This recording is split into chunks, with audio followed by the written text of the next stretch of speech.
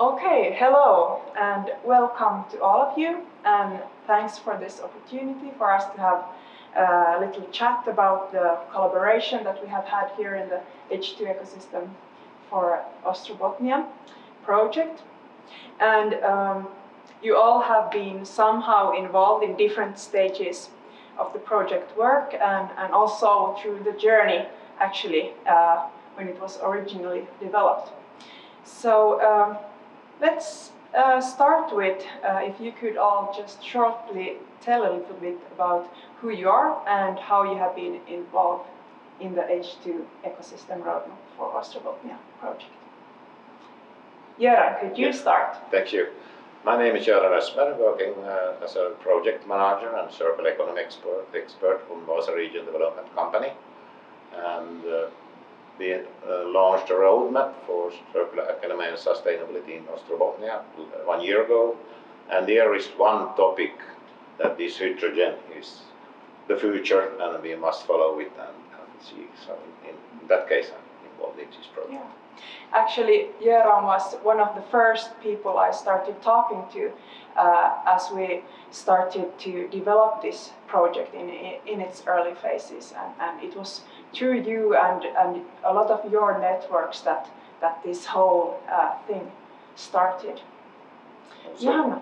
Also helping with the application of the project. Yes. Yeah, thank you. Thanks. Yes, my name is Johanna Dahl. I'm working at the Regional Council of Ostrobothnia with questions related to regional development and then particularly innovation and growth in the region. And in that role, I have been involved as a stakeholder in your project, and also the Regional Council is one of the funding parts of the project as well. Yes, and I think you were one of the persons I actually talked with when we were trying to find out where to get funding for the project in the early phase, and you kind of tipped that this is the type of funding that is going to be available at some point. So, Tauno. Yes, hi, my name is Tauno Kekäle and I work at the local company-owned development company MERINOVA, and because of the company ownership, it's mostly interested in questions of energy and sustainability in the region. And my part in this has been mostly education that has to do with the new energy storage systems, batteries and hydrogen and such, to how to build up the knowledge base of the future. Thanks, Tauno. Yeah, we have been a lot in contact, and with Tauno we were actually in the very early phases when we just had an initial idea about hydrogen and the decentralized possibilities of it. Tauno was the first kind of partner that we brainstormed with, so thanks, Tauno. And Rasmus. Yes, hello. So my name is Rasmus Hautala. I work in the same project as a project manager as Göran for the circular economy and sustainability roadmap in Ostrobothnia. I also am the representative in the national hydrogen community for the cities of Närpes and Kristinestads, and therefore it was quite natural to be interested and work with Kaisa in the H2 project. Mm. And with Rasmus we have had several discussions during the project and now along the way about hydrogen's role and really the different possibilities for pilot projects in the region. So very important discussions. I would like to pick a little bit your brains about why you think that regional development projects like these are important. Maybe, Johanna, could you start? Well, yes. Well, first of all, the theme of the project links very much to the green transition, and which is of course on the top of the agenda at EU level and national and regional level. So it's very timely in that way, and also when it comes to the green or the sustainability transition, we know that it's not going to be not merely about innovation in a single product or a single component, but it's going to be in processes and in systems, which means that we need to find new models of cooperation and more cooperation between different types of actors. And I think that's a key issue that this project has been working on, and also showing that there is a need to coordinate different actors with different types of knowledge here. Thanks. Would you like to add something? No, I think it's a big myth that there is some innovator in some garage alone finding out about the solutions to the future. Nearly everything, especially if you want to have it implemented, nearly everything is done in cooperation. And this is maybe as an answer to a question, why are the local development projects important? Everything is invented somewhere. It's who gets it implemented first and takes benefit of it first, who wins in the long run. Well, I would definitely agree with Johanna's comments. If I'm thinking of it from a sustainability worker and working in the local communities, when we start talking about hydrogen and you know, you have investors, you have technical people talking. So I mean, quite frankly, I've had direct help of the ecosystem meetings that you've arranged, because that has given me a possibility to point people to, maybe you want to talk with that one, or maybe that company could be interested, and you guys should talk with each other. So that has been a network facilitator and a contact builder, which, as we can see from the daily press, seems to be bearing fruit today. So very concrete help. Thanks so much.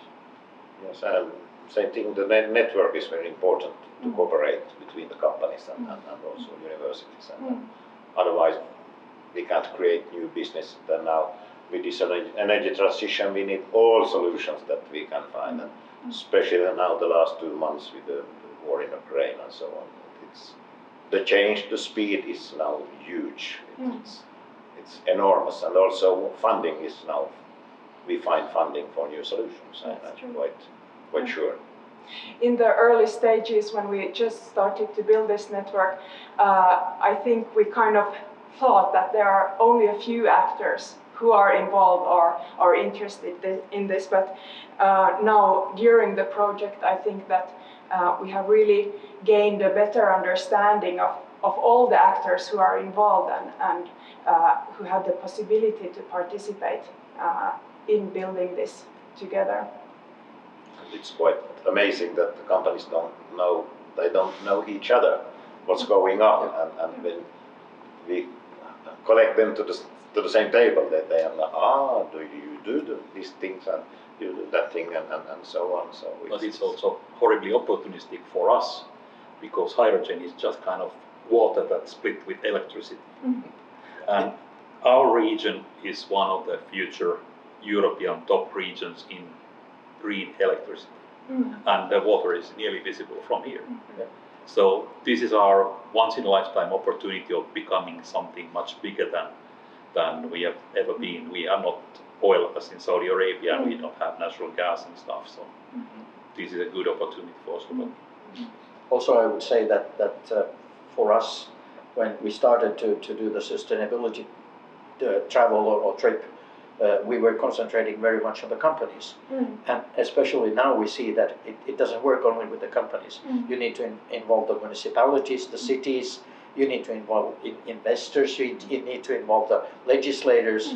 So it becomes much more complex, and to be able to really kind of capitalize on what Tauno and Johanna said here, we need to get these all to work together, and then it's not win-win, it's a triple win. Exactly, win-win-win, yeah, definitely. Well, collaboration and networks have been mentioned several times, and I think these are two of the main topics also of this project. But what else?